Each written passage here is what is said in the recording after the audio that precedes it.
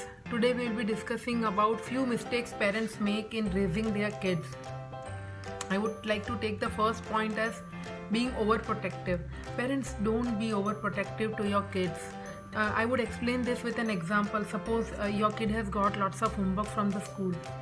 You don't take that tension. You don't keep on checking their bag and see the homework. Okay, you have got this, you have got that. Oh, sit, come on, now you have to do this. Come on, now you have got very less time, you have to do this. No, you don't take that tension. Be calm. Let them open their bag on their own. Make this a habit from starting onward, like from their very small age, maybe from their prep or class 1. Make this a habit. Let them check their bag. Let them come to you, Mama, this is my work, or Dada, this is my work. I need to prioritize it. I need to do it. Right? Let them touch their books and open it and feel a sense of responsibility. Yes, this is my work. I need to do it. And then it comes the second mistake.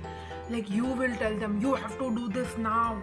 Don't go before doing it. No. Give them that freedom, some space to decide on how will they plan their work, how will they prioritize their things. If they come to you and say, okay, I want to play first and then I'll do that work, say yes, no problem. Okay, but take assurance. Will you do this? Will you be able to do this after you come? If they say yes, if they assure you that yes, they'll do it, trust them, let them go. Okay, once you feel that their plan is correct, let them go. If not, it comes to a third point. Guide them.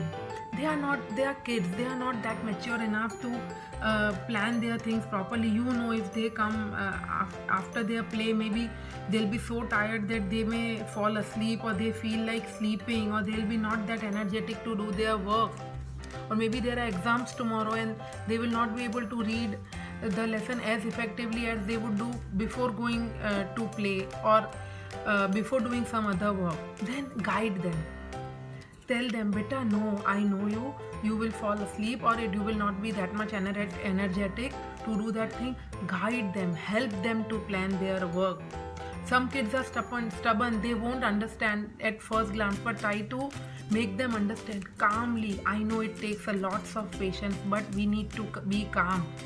This helps us to be connected with them, take their assurance that okay, Mama is helping me, okay, we will both together maybe do our work, okay, she is there to support me, right? Then the fourth point comes is, now you observe whether whatever the assurance they gave you, now they are executing it or no.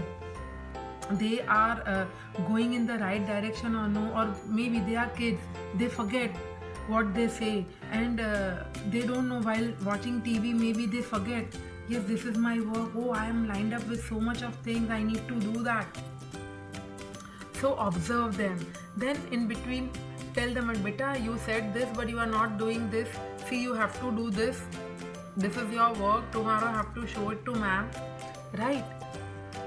So keep an eye on them, observe them, guide them, and then you will see the results. Then that comes to our fifth point, that enjoy that success. See that work, if it is done right, explain them, wow, beta, see, you planned it in a way, you gave me assurance and you did it right. I am very happy with it, and so the ma'am is, and you yourself can see that okay, you have done your work and you are tension free now, right?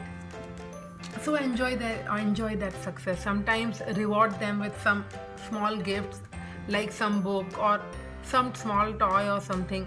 I would not say every time a big gift, right? But then sometimes some rewards are necessary. They are kids.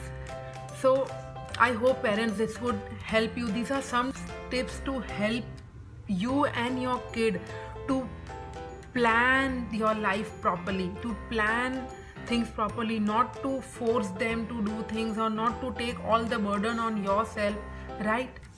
I hope these tips must be useful to you.